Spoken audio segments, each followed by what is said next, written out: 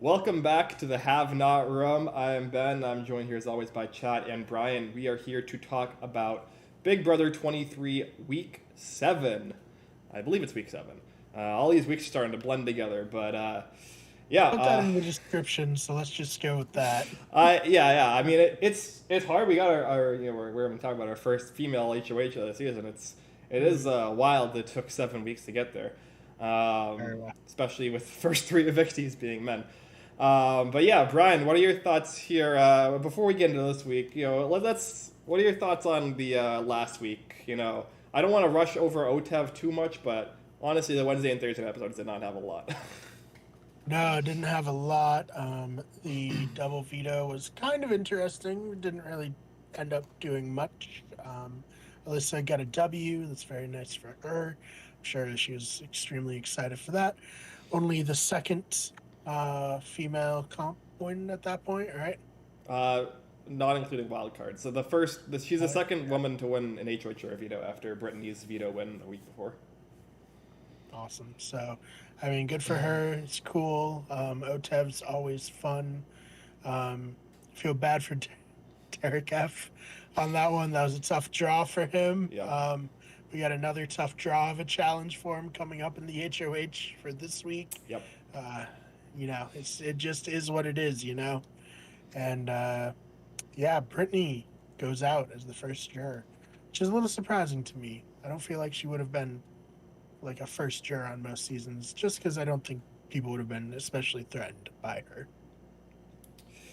Yeah, I don't think on most seasons, but I think it makes sense in this circumstance. Mm-hmm. Chad, did you have anything from the Wednesday or Thursday night shows that you wanted to bring up before we kind of dive into this coming week? Yeah, I think Brian sums it up pretty good. The OTEV is always fun. I really that was a fun OTEV with the octopus with the squid. I'm sorry, with the jacked arm. Good. I thought it was pretty good. Didn't expect him to actually swear on TV, which is pretty cool. But I'm glad Claire at least pointed out that Kylan was very intentionally throwing that competition too. So yeah, no, I mean Brian, you summed it up pretty well. I liked as just dropping the correct answer next to Brittany. That was fun. Oh my god. She was just like, "This girl needs help. I don't like. What can Yeah, I do here?"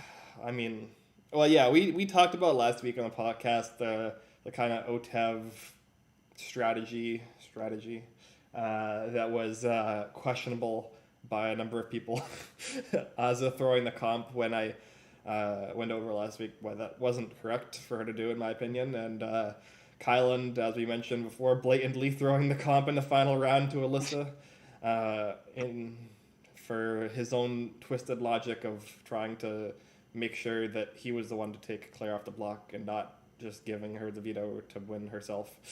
Mm-hmm. Yeah. Very weird. Very weird. Yeah. Yeah, very, very odd. But I liked the Arnold OTEV. I don't know if that was actually Arnold, if it was an impersonation. It I think did. it was an I think it impersonation. was as well. It didn't sound super legitimate. It definitely sounded like an impersonator. But I mean, they had like Gilbert Gottfried on in the past to do OTEV. That's So fair. They had Kathy Griffin Kathy on. Griffin So. on to do Zingbot and stuff like that. So it's Mm. it's not out of the realm of possibility that they could get a few voiceover lines from Arnold. But Yeah. I mean, They had with the Gronk up- on too, so true. Yeah. the big one. Yeah. No, that's a good point because they've had like NPH. They had Tori Spelling very famously. Mhm. So yeah, I would love for another house guest to obsess over a celebrity again, to the point that they put the celebrity in the house. That was fun. That was really good, and Yeah. I'm sure she knew exactly what she was walking into. Yeah, I did not. I did not expect an Adam Pock shout out tonight, but that's all right. We'll go with it. Mhm. Um, You know, everyone's off listening to RHAP. Are these shouting out Adam Pock in the first 5 minutes of their show? Doubtful. yeah, I don't know because right here I can't watch them, but unlikely. yeah. I mean, we gotta fill air somehow for tonight because there's not a lot to talk about. There's a lot of filling air on the Sunday night episode for sure. But yeah, Brittany has a pretty straightforward, eviction, straightforward interview with Julie. I don't really think there was much to talk about. The goodbye messages were incredibly plain, and no reveal of the cookout to Brittany, so not really much for us to even speculate on as far as like. Cookout's got to start claiming some responsibility, or Julie's going to start showing the committee on the screens again. This is ridiculous. Well, they have all agreed to not reveal the cookout until, I guess, presumably when one of them goes to the jury, which is looking like the final 6 at this point. So we'll see. The reason for that is because they're fearing a battle back, which is not coming. That's fair. Yeah. But yeah, COVID has killed the battle back. Yeah, I mean, it's the one good thing that COVID did kill. So. Oh man. But yeah, I don't know. What else can you say? I don't think there's much else to, like you said, Brittany, very non-standard first juror, pretty much only evicted here because Kylan was the HOH. I think in most other circumstances she wouldn't have been evicted. But yeah, it just so happened that for like 3 weeks in a row, Sarah Beth has been the primary target, and the comps have just bounced her way. And speaking of that, we came into this week where Sarah Beth was again the primary target of the week, as she's been for going on 3 weeks now. And we have our balance beam HOH competition. It's basically a race across a series of balance beams. Some of them are super narrow and hard to cross. Some of them are wider and easier to cross. You have to determine the most optimal path to get across it as fast as possible. And we have our winner of the HOH competition. Despite the fact that he is the outgoing HOH and he sat out of this competition, somehow Kylan actually won this HOH. Give it up for breaking Kylan, breaking the rules of Big Brother here. No. Last season, Danny had the chance to try to play in back-to-back HOHs. She declined. Kylan's here to pick it right up. Yep. So. Yeah. No, but yeah, of course, Sarah Beth wins the HOH comp. And one of the first things she says is she is not going to let this HOH be controlled by somebody else. She is going to... this HOH is going to be hers and hers alone to make whatever decision she wants. And that's worked out pretty well so far, right, Chad? It has, yeah. Yeah, it's going great. I mean, I guess Kylan changed his name to somebody else, but I saw a meme where it's just like, it was pictures of last week noms, which with this week's noms were like, hey, don't copy my homework if you change it around a little bit, and they just flip spots. So. Yeah. Oh, man. Yeah, but hey, you can't get my boy out this house, all right? Derek F., he stayed safe. That's what's up. Yeah. Thank God. Talking about Sunday Night episode, yeah, we... Sarah Beth does end up with the noms of Big D and Claire, as Chad insinuated, the exact same nominations that Kylan did last week. They were flipped. They're flipped. Definitely, the order that they go in the key box is very important.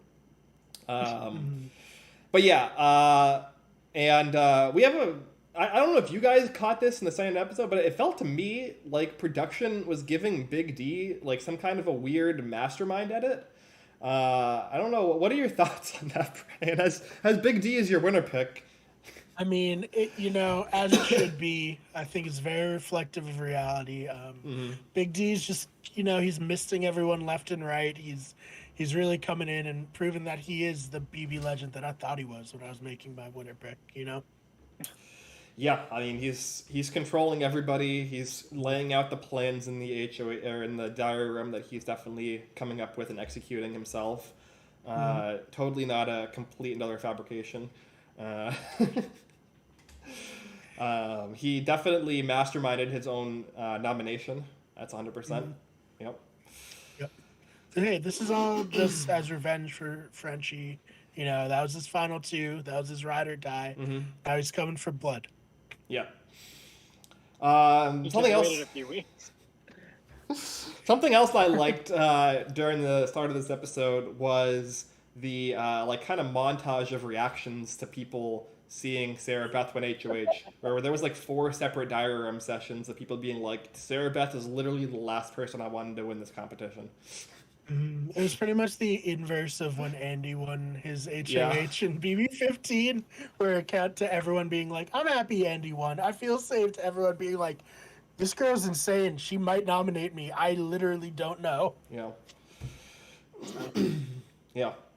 I mean, definitely a really good sign that you're playing a great game of Big Brother when everybody in the house, except for one person, is really fucking pissed off that you won HOH and has no clue what you're going to do. Definitely really, really indicative that you're a good Big Brother player there. She's got the power of God and anime on her side, and she doesn't need anything else. Yeah, that's true. Yeah. I'm gonna try my best to not go completely in on Sarah Beth in this podcast because there are so many oh man. Yeah, we have next week to go completely in on her when she gets nominated and evicted. So. Yeah, well, she was supposed to have been nominated and evicted the last 3 weeks, so we'll see. That's fair. That's fair.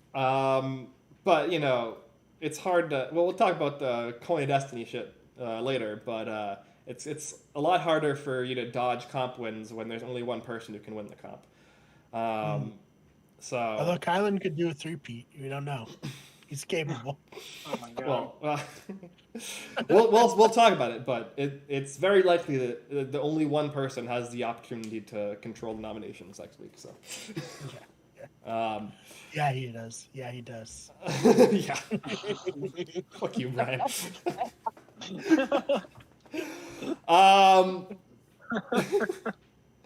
But yeah, so Sarah Beth at the start of this week has talks about how the first thing that's important that the episode left out because they only had like 20 minutes to explain these nominations. Right. Was we saw a conversation with Sarah Beth and Alyssa in the HOH room where Sarah Beth they had like the montage of her basically asking everybody to play in the roulette comp. And during that conversation with Alyssa told Sarah Beth that Tiffany celebrated or didn't, whatever the opposite of celebrated is, anti-celebrated Derek X losing the HOH and Sarah Beth winning it. And she was like visibly upset, which I believe was true, but Sarah Beth did not believe. This is not going to end up being relevant because Alyssa's going to end up safe, but it is key to really nailing down every single mistake that Sarah Beth made this week. We also saw in these conversations Sarah Beth reaffirming her allegiance to the Jackpot Alliance with Tiffany and Claire that has been completely absent for the episodes. So those are two important things that are going to really kind of guide the decisions that Sarah Beth claims that she wants to make before her 7-hour conversation with Kyland that goes until 7 o'clock in the morning. So that's kind of where we stood. And it's important because Sarah Beth did not believe Alyssa, and her actual primary target before her conversation with Kyland was Alyssa with Xavier as the secondary target. So Derek X was kind of like an afterthought to her until the conversation with Kyland.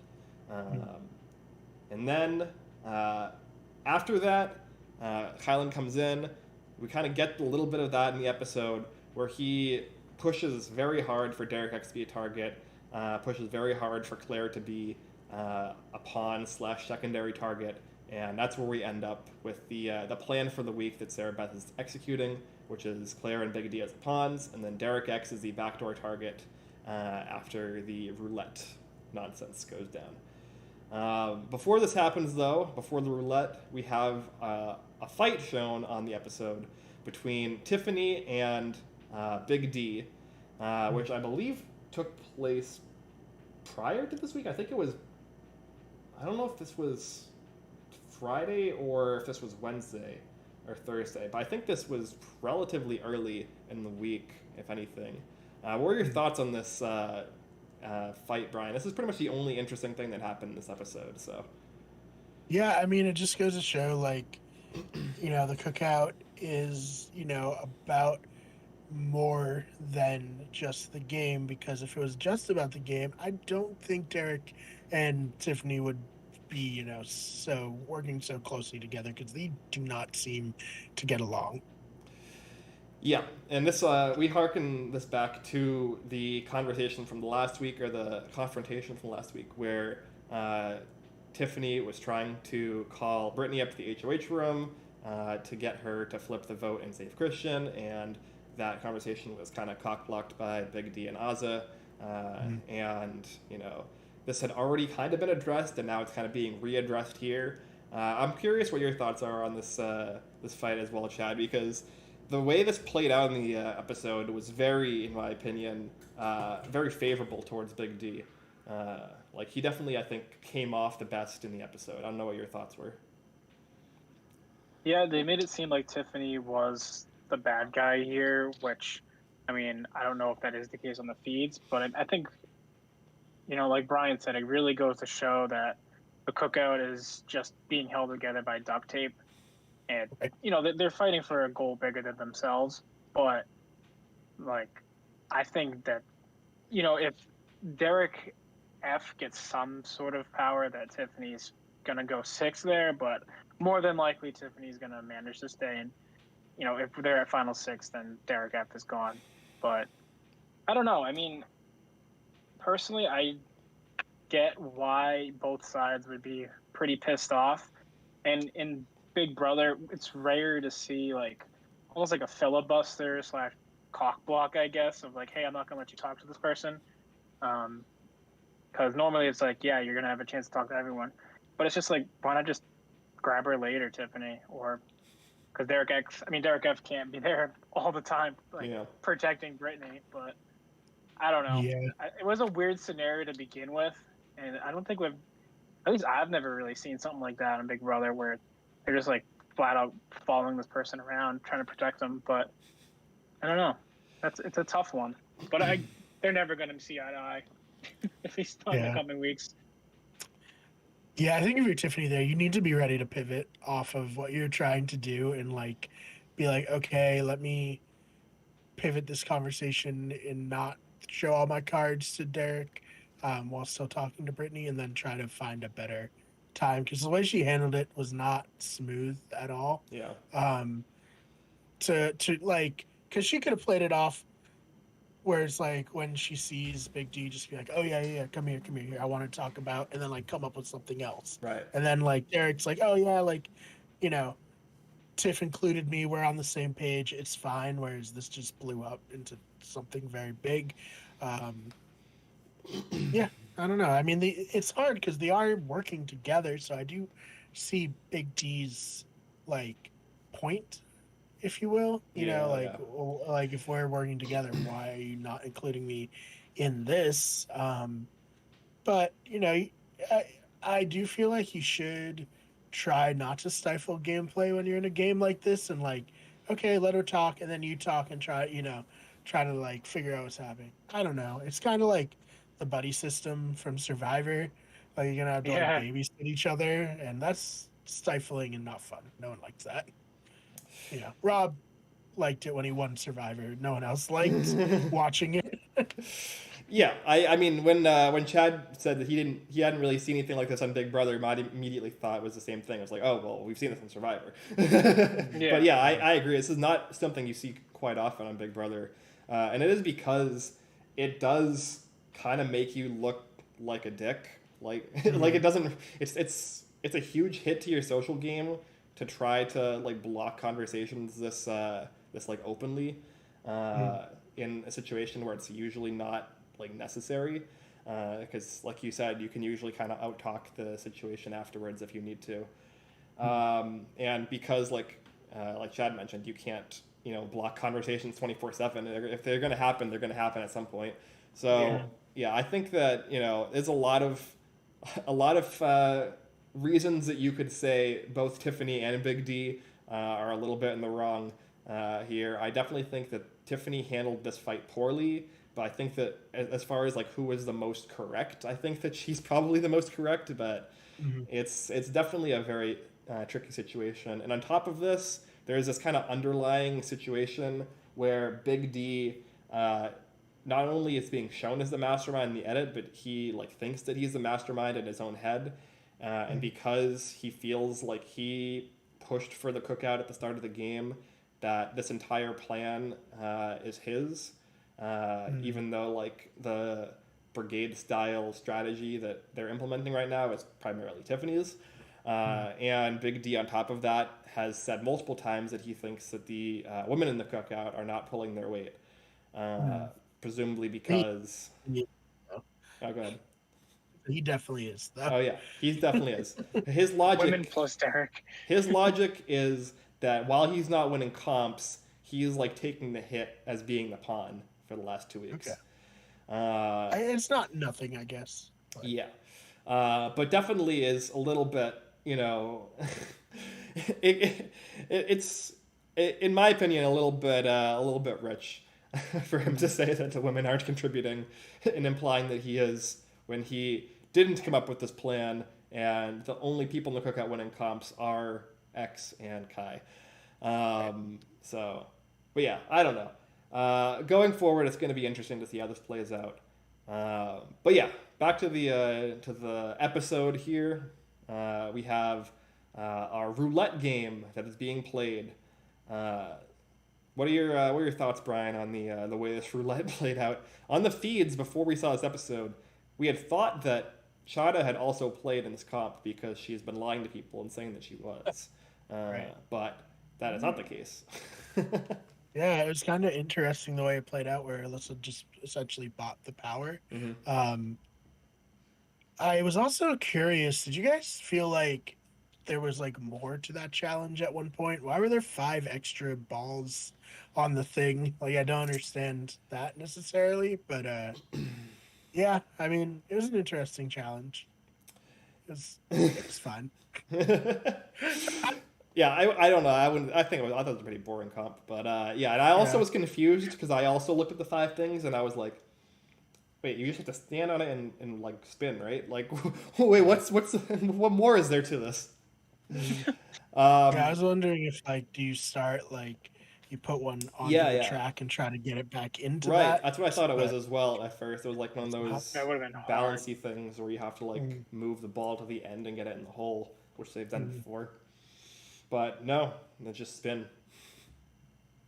Just spinning, man. It's like the gym comp again. Got her second dub, so technically yes, she won her second her second comp.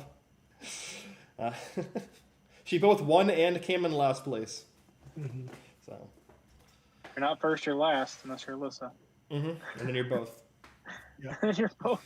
Yeah. Yeah. What were your thoughts on Alyssa playing in this comp? I mean, how many points did she have going into that? Was it like... She spent all of her money. She had 125. She spent 125. Okay, that's what I thought. I mean, I guess she might as well because there's no way she can play in the next one. That is true. So why not? Guarantee your Why safety. not use the power? Yep. Yeah, guarantee your safety, and you know you're not going to get... Even if she got 100, she wouldn't have enough. So, yeah. I think it's kind of a no-brainer. And if anyone, like, tries to ask you about it, just be like, hey, I had 125 points. What could I have done? Yeah. Like, I'd be stupid not to try this and have fun with it. But yeah, I mean, good for her that she's the only one that played and won. Right. Obviously, in hindsight, Xavier being the one to get the roulette ball land on him definitely looks bad. And a lot of people have clowned on Alyssa online of being like, oh, you know, why are you playing in this comp? You know, you're not on the block and you played and then, you know, you saved somebody who you're not even working with and your number one ally went up instead. But, you know, she was one of the targets headed into this week for Sarah Beth. As Chad mentioned, she couldn't have played for the coin next week unless she won other money somewhere else. It's basically free safety. I don't know about that. So, anything else from the episode you want to bring up, Ryan? Trying to rack my brain. No, I liked Derek being like surprised that Alyssa vetoed him. He was just Mm. like, "Oh, okay, cool, thanks." Um, and yeah, just showing that again, he's a mastermind. He's misting everyone in the house, so can't get any better than that. Yeah. A mastermind of coincidence. So yeah, the logic there, because so Claire was under the impression that she was going to be saved in this instance, but Alyssa's logic was basically in the event that Xavier's name does get landed on, she wanted him against Claire instead of against Big D, because she thought that he had a better fighting chance of staying against Claire if that was for the final noms. That was the logic, which is true. Yeah. That is Yeah. 100% Yeah. correct. Oh yeah. It was a good play. Yeah. Good read. But yeah, that's it for the episode. Anything else you wanted to add before we move on to the rest of the week here, Chad? No, I think it sucks that it landed on X and our boys up in the block, but I think that's not gonna last too long. Not to get ahead of ourselves here, but Yeah. I think it was the right play to do the veto, but nothing really else from this week stuck out. I mean, we're like Yeah. trying to drag it out, but Yeah. Yeah, blood from stone at this point. Yeah, there was a brief, like semi-manufactured segment on the episode where they tried to make it look like Claire and Derek X were more keyed into the Cookout existing than they actually are. oh yeah, Which is that was a conversation where they were basically like coming up with the most extreme scenarios possible for what they could possibly be missing, and that was like heavily edited to make them look way smarter than they are. They are not that keyed into this being a possibility.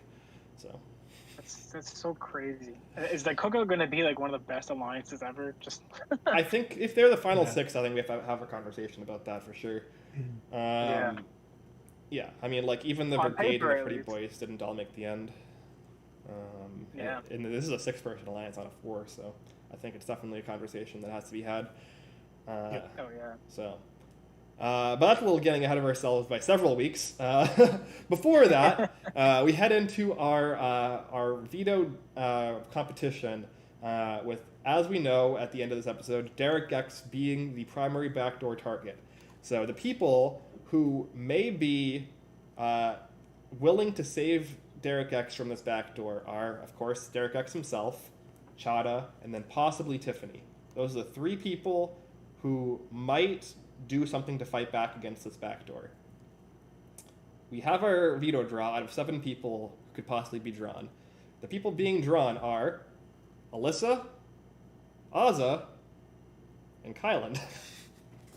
Oh god. So none of the It is 3, what it is. none of the 3 that could potentially have been the ones to stop this backdoor. Mhm. So Yeah, it made actually, it might have been Big D and not Kylan. I'm sorry, but it doesn't matter. it made Derek, the winner of BB16, have a minor meltdown on Twitter over the weekend and want to revert to times gone by. Yeah. No, look. The idea of everyone playing the veto. Look, we did that. That was how it went in BB3 and 4. And there's a reason it was changed in BB5, and then there was a reason that it was changed in BB7 to be a random draw instead of a direct selection.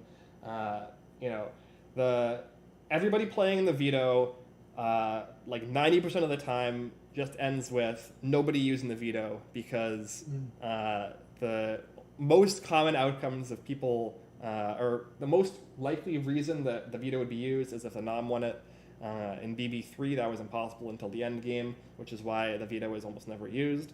In BB4, it was changed to the golden power of veto, but everyone still played, and it was still somewhat rarely used because, again, you don't really want to be vetoing people unless they're like your number 1 ally or yourself. So the idea of narrowing the pool to 6 people just really makes it that much more likely that a nominee wins their way off the block, right? Obviously, that leaves the option open for backdoor plans, but the random draw does give you now the chance to potentially save yourself from a backdoor. I think it's a pretty fair system. I don't know. Big Brother, even if it wasn't a fair system, is not a fair game. All right. Yeah. If you can't save yourself with your social skills, then you don't deserve to win the game. Mhm. And like I like it because there is an inherent risk to the HOH by trying to pull a backdoor Mm-hmm. and having a random draw blow up in their face. So it's not like a foolproof, system. There's chance. There's a lot of, randomness put into it, which I like. Yeah, and it used to be a foolproof system before it was Yeah, changed to a random draw, where you had the six finger plan, which was Marvin's plan executed by Nokomis Mhm. and BB. Let's see if I have a cardboard sign anywhere I can walk around the room. But yeah, that's it. That's all. That's what I have to say. Big Brother again is not broken. All right, and I know that it's frustrating to see these big alliances stomp. The counter to the big alliance is that, in theory, somebody is at the bottom of the big alliance, and if they realize that, it's in their best interest to turn on the alliance. Also, it's very easy to dismantle a big alliance. All you have to do is have somebody outside the alliance win HOH, and then put 2 people within the alliance up, and then the alliance will almost certainly blow itself up. Unfortunately, we've had people outside of the Cookout win the HOH, and they have nominated people outside of the Cookout, so that's why we have the situation. It has nothing to do with the game being broken or anything like this. It's just the Cookout has locked this shit way down. Yeah, it's really the Cookout that's been like just running the season. They're the reason that the Cookout is still here is because the Cookout's putting work in. The best players in the game are in the Cookout and are like the ones driving the strategy. Like you look at Tiffany, Xavier, Chada, even Kyland. Like Kyland being able to basically run this HOH even better than his own last week. I know, right? So Yeah. It's better to be the person whispering in the king's ear than to be the king sometimes. Yeah. Yeah, you be the queen, right? So yeah, Sarah Beth is a king, and then Kylan is a queen. There you go. Yeah, perfect. But yeah, I mean, look, the game's not broken. That's the headline. All right. The reason that the Cookout isn't turning on themselves is because they have a higher reason to not to, which, as we said last week, is better than the committee last season, which had no reason to stay loyal and still did. Yeah, I was just about to say, we have pretty similar results between the Cookout and the committee, but 2 very different ways of doing it. Like, the Cookout's staying safe not only because comp wins, but also because they're positioning themselves to not be at risk, social game wise. The committee just won out. Yeah. So that's way more frustrating to watch than, at least you can be like, okay, this is good gameplay. That's keeping the alliance safe, not just they won again. Great. Right. Like the Cookout could have been screwed this week if Sarah Beth wasn't a moron who got completely snowed by Kyland. Right. That's basically what it comes down to, right? It's not the game is broken. It's just that Sarah Beth is objectively terrible at Big Brother. All right. No, if you just had good players, then it'd be a different story. If let's say if Claire somehow figured out, the Cookout's a thing, then imagine where we would be. I would guarantee that, if Xavier doesn't win veto this week, that he's going home. Well, at least maybe. Who knows? Well, we'll talk about next week. Claire does kind of have an idea, and if she did win HOH, she might do that, but it might not matter with the coin. It's not broken. It's a testament to how good this alliance is. Yeah. And then sometimes Big Brother breaks its own game, like next week. Yeah. But yeah, so we got a little bit of a sidetrack there. But yeah, after this veto draw, it was almost guaranteed that Derek X was getting backdoored and likely going to be evicted. Basically everybody except for Claire was planning on vetoing Xavier. Claire would obviously veto herself, and then Derek X would be the replacement nominee. My understanding, the comp was a domino race where you had to get a bunch of big dominoes and stack them up, and some of the dominoes had punishments on them that you had to take. My understanding is this comp basically came down to Xavier and Claire. And at the very end, we have Xavier winning himself off the block with the veto. However, importantly, in the process, he took 3 primary punishments. His first punishment was a 24-hour solitary confinement, which will start tomorrow. Obviously not the best, but this is probably not super relevant, because of the Cookout. I don't think that 24 hours is going to massively change his game. The second is he becomes BB bankrupt and loses all of his BB bucks, which is very relevant given that he was one of the 3 people headed into next week with potentially enough money to win the coin. So he has $0 now. And the third punishment is that he is going to be an automatic third nominee in the next week that he is not HOH. So if he if he is not HOH next week, he will be a third nominee. So if he would win the veto next week, there would not be a replacement for him. If he is HOH next week, then the subsequent week he would be the third nominee, and it would be the same situation.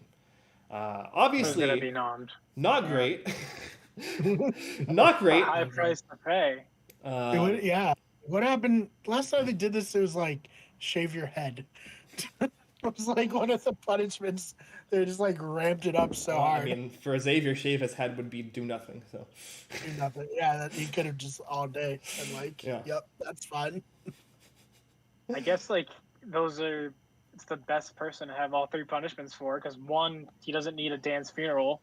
2, he's safe with the Cookout, and 3, like even if he gets nommed, he has the numbers. Mm-hmm. Unless it's him and 2 Cookout members, which that'd be insane to see. Mm-hmm. Well, let's talk about this, because I mean, obviously Derek X is going to get renommed here and is likely going to be going out. So this is the more interesting thing to talk about here, is how this kind of plays out for Xavier. In my opinion, this is very bad for Xavier. This is like obviously you don't want to let Claire win when she's literally the only person in the competition who would not veto you. It doesn't feel great to sit on the block at the end of this week. But I would probably feel more comfortable sitting on the block next to Derek X at the end of this week than head into next week where you really have no clue what's going to happen, or even the week after. So the first thing that I have an issue with is Xavier actually, at this point, from my understanding, wants to win HOH next week and delay his third nominee for an additional week. It's bad. Which very is bad. A very bad idea, 100%. Assuming the Cookout stays loyal, the only way that Xavier can get screwed over here is by ending up in the block at the end of the week against other Cookout members, in which case he is actually relatively likely to go home. And that is not super likely to happen next week between the fact that there are 3 non-Cookout members left to be nominated and with the coin and destiny in place, which, as we'll talk about, only 2 people are at this point viable to get, who are both Cookout members. Whereas the following week, the HOH would be completely up in the air. A non-Cookout member could theoretically win it. People could win vetoes, take each other off. There's only 2 non-Cookout members that could both end up safe, and he could actually end up on the block at the end of the week against 2 Cookout members and be evicted. So, terrible idea to take this punishment, in my opinion. Terrible idea to want to win HOH next week and potentially delay it even more. I don't know what your thoughts are on that, Chad. I think with that power next week, I would think he would want to be a nom that week, just because a Cookout member is going to win that, and whether he knows that or not, because I don't know if everyone knows what everyone's BB bucks are. Most people know, but but I mean, if the Cookout decides, you know what, it's final, what would it be, like 7? It would be 8 after that. 8. Yeah. And they're like, you know what, we're 6 out of 8 left. We could probably sack one of our members. Mm-hmm. And why not the strongest guy we have? Yep. Most likely to win at this point. Yeah. So it's like, if they really wanted to, and he's sitting there going into at final 8, it's just like, I don't know. I have an odd feeling. Tiffany would definitely think about it. A lot of people would definitely think about it. So who knows? Like, I think it's getting down to it where that $750,000 becomes a lot more real. Yeah. It's not just an abstract concept. It's it's right real. there. It's within right reach. There. Yeah. And I think everybody in the Cookout thinks that Xavier is the front runner to win the game at this point. Chada openly vocalized that today to Derek X, and maybe Tiffany was in the room. that she thinks that Xavier is likely to win the season at this point. So He'd it's walk out there. away with it. Yeah. So And he's in every single person's like end game plans. It's even in the episodes. Everyone's like, "Oh, Xavier's the only one I trust. Xavier's the only one I trust," and it's like people, it's just everyone. yeah. So if he's there, he's winning it, like for sure. Yeah. And if he's a third nom on the block, depending on who he's up against, especially imagine if it's 2 Cookout members and then I don't know, Alyssa. Like, how do you not take that shot? Yeah, it's definitely sketchy to say the least. But you know, even with this being like a marginally bad strategic thought, first he has to keep this thought in his head until Thursday night, and second he has to actually execute upon it and win the comp. So it's still not super likely to play out, this scenario. But you know, before at the start of the season where Tiffany was like playing like clearly the best game, you know, when somebody's playing clearly the best game, you kind of have to nitpick every single mistake they're making because you know there's not really anything else you can do at this point. So with Xavier, in my opinion, playing clearly the best game at this point, this is a nitpick in my opinion. Yeah, I mean, it's just, you know, with the way they have it, you want to be nommed when you have the most like cannon fodder to put in front of you. Yeah. So I think it just makes sense for him to lose next week. Whether or not he will, who knows? But yeah, and then as I referenced, with Xavier being BB bankrupt, there are now only 2 people left with $150 headed into next week. The house guests think there is only one. Because, as we mentioned, Chada lied and said that she played in this comp when she did not. But those 2 players are Big D and Chada, who both have $150. And so if either of them win $100 next week in the vote, which both of them, I think, have a good shot at winning $100 in the vote, with especially Derek X going this week, I think a lot of those votes could transition over to Chada. And she already has 75 for the last 2 weeks. She just needs to put on a show of like fighting for him. Yeah. Like at least enough to make the edit. Yeah. And then she's golden. 100%. And then Big D, of course, has won 100 the last 2 weeks, so I think it's likely to assume that that'll probably continue. My theory as to why he's being painted as a mastermind is that I think a lot of the casual fans started voting for him and supporting him because in the week where the Swiss started, he had the like 24 hours where he was anti-Cookout before like you know kind of resettling back into it. And there's a lot of like casual fans and like Facebook fans who are also very against the Cookout and want them to fail. So I'm shocked. Yeah, for one reason or the other. But so I think maybe the producers are like trying to like mind fuck these casual fans into being like, oh, well, Big D is actually running the Cookout. He's not against them, so don't vote for him. We don't want to give him money, because they've kind of realized that this coin might actually screw over the 1 week where the Cookout could fall apart. So we'll see how that plays out. I think it's very unlikely that neither Big D or Hannah get $100 and enough to play. So I think that one of them will likely be controlling the nominations next week, unless the coin flip fails, basically, which is 50-50, presumably. Yeah, I mean, doesn't Big D get it regardless? Sorry to cut you off. Well, because he's at 200.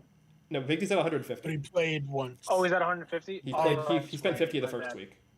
Yeah, my bad. Yeah, him and Chada both have 150 right now. So Big D is the most likely to get 100 because he's gotten 100 the last 2 weeks. But there is a shot for Chada to also get 100 and also play.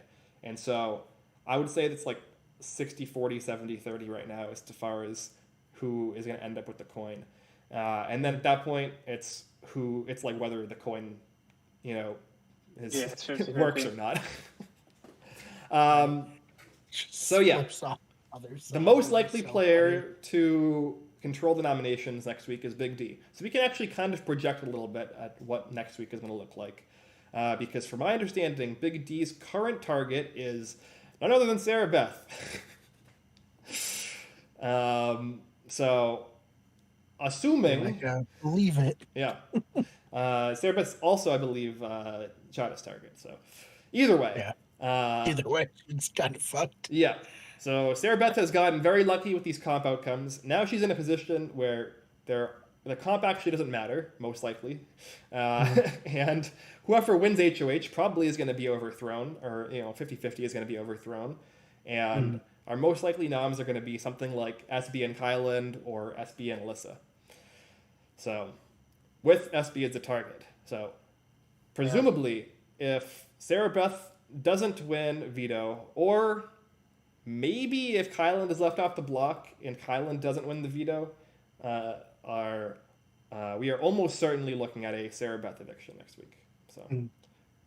Yeah, Sarah Beth is going to have a very rough time when she finds out what was happening around her. It's not going to be fun. Sarah Beth had a lot of reads this week that were wrong. Pretty much everything that came out of her mouth this week was just incorrect, honestly. And actually today, I believe she said out loud, I don't feel like this HOH was really mine. And also she said, I actually trust that Derek X wouldn't come after me, but I still think that it's correct for me to send him home. So. Yep, that's good. That's some solid gameplay there. Really good stuff. So I said this. I said this before. I think that Sarah Beth had everything wrong this week in her reads, and even with those incorrect reads, she made every incorrect decision based off of that internal logic.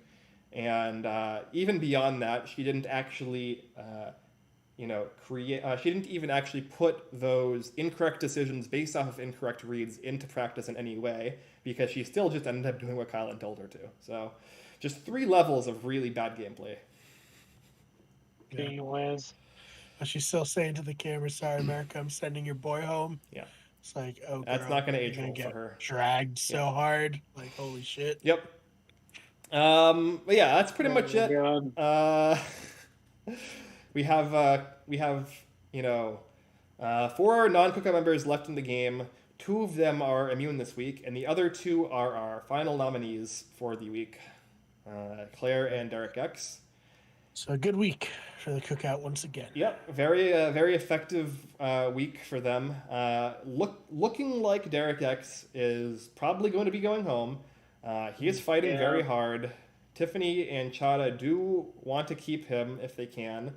Azza has mentioned that she would be open to keeping him, but getting a 4th vote is not looking reasonably likely at all. So, yeah, I felt bad this morning. I saw Shadow's like, "Listen, I'm not probably gonna campaign that hard for you because it kind of wouldn't work out for me." Yeah. And I was just like, damn, yeah, if even she's like, "I'm sorry, man, I have to let you go," it's over. Yeah, she referenced Alyssa and Christian, I believe, in that conversation, and said that it was not a good look for Alyssa to be campaigning that hard. Yeah. It didn't work out for them. Hey, Claire stays, so yes. Claire stays with essentially a 0% chance of winning the season at this point. Yeah. We're just gonna take it week to week right now. That's all we can ask for. So yeah, let's talk, because I think that at this point I can pretty confidently say that a Cookout member is winning the season. Between the coin and between how locked down they have things, between Claire and even Alyssa's comp abilities that they've shown, I think it's pretty much impossible, right? Because next week you would basically need to have a Claire HOH, because Alyssa would screw it up, and a Coin of Destiny fail. And in that very specific circumstance, which is a 1 in 8 followed by a 1 in 2, so a 1 in 16 chance that this scenario even could play out, she would likely nominate Xavier, and Xavier would be on the block in that case, so she would probably nominate Kai and Big D alongside him, but she still might screw it up and put up Alyssa. Derek X has been pushing her to do that if she were to win, and she's pushed back against it because she has correctly said out loud that she thinks that Alyssa might get voted out in that circumstance. Right. So I do think that in the circumstance that Claire wins the HOH and it is not overthrown by the coin, a Cookout member could leave next week. But that's it. In every other circumstance, Sarah Beth will most likely leave. Claire will most likely leave the following week, unless Alyssa win that HOH. And then Alyssa will most likely leave in Final 7 unless she wins that HOH or veto. So that's where we stand right now. Yeah, I mean, like, obviously I like Claire. Obviously, like, we have a soft spot for her on the show. She hasn't shown me anything in terms of, like, challenge prowess to be like, her winning HOH is a very realistic possibility to begin with. Begin all of this, like, let alone all the other stuff that has to happen. So I'm not counting on it. Yeah. No, I would not hold your breath. I would definitely say at this point a Cookout Final 6 is the most likely outcome, I would say. It was 50-50 for me before this week. I think right now I'm putting it at like a 75% chance that the Final 6 is the Cookout. Yeah. Agreed. Totally agree. Good job, Cookout. I know, for real. I mean, obviously anything can happen. Yeah.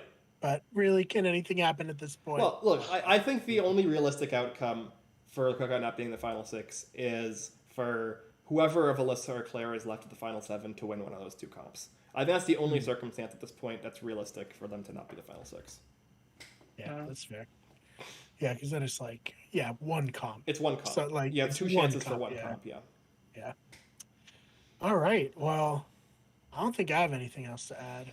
No, we've covered this week, and we've pretty much covered next week, barring something crazy not happening. So, like, next week you guys could just play this episode again. Look, we just did 10 minutes on what next week is going to be, assuming that the coin flip goes a certain way. If the coin flip fails, then we might have something interesting to talk about, but we'll see. Yeah. 50-50. 50-50. 50-50. 50-50 for a good week, for an entertaining week at least. Mm-hmm. Yeah, it's always good when you're rooting for the twists to do nothing. That's when you know the Big Brothers really well designed their twist. Wow. Yeah. I don't think we've ever accused them of that. Oh, yeah, definitely not. We'd never accused Big Brother of designing twists extremely poorly, which this is definitely an extremely poorly designed twist. This whole Hyrule room, everything about it has been bad. Yeah. Anyways, Chad, anything else you had to say before we sign off here? I think we covered it. Right. I hope we have content for next week. Yeah. If not, it'll be a very quick episode. So yeah, Chad, you want to tell people where you can find you? Yeah, you can find me on Instagram at ChadleyJP, and you can find me on Twitter at ChadPerry25 right here. Brian? You can find me on Twitter at TheFakeBMar, that's BMARR. Next week, we're going to be starting a little later, like 9 o'clock-ish for the stream. I don't know how much that matters and how much people just listen to the show. Yeah. I know for a fact people listen to the show way more than they watch us live. Yeah. So, but if you're waiting at 8 o'clock, my work had a fantasy football draft that I couldn't really be like, can we move it just for me? Yeah. So moving the stream back. Not even auto drafting for us. That's really no. I'm sorry. No, hey, if I thought Claire or Alyssa could pull out a W, maybe a different story. But well, we'll know by that time. But yeah. I realistically could have kept it at the same time, and I could have just done my draft and not paid attention to what we were talking about. Yeah. So we'll be on next week from 9 to 9:15, talking about exactly what we just talked about, which is Big D overthrowing the HOH and Sarah Beth being evicted. But yeah, you can find me on social media at Ben Sharon. You can find the channel on Twitter at WG Everything, on Instagram, Facebook, TikTok, Twitch, and YouTube at Wicked Good Everything. This podcast channel is Better Radio, and you can search for our podcast here on all streaming services, on podcast services at the Have Not Room. We will be back next week to talk about Week 8, and hopefully something interesting will happen, but I will not be holding my breath. All right. Have a good night.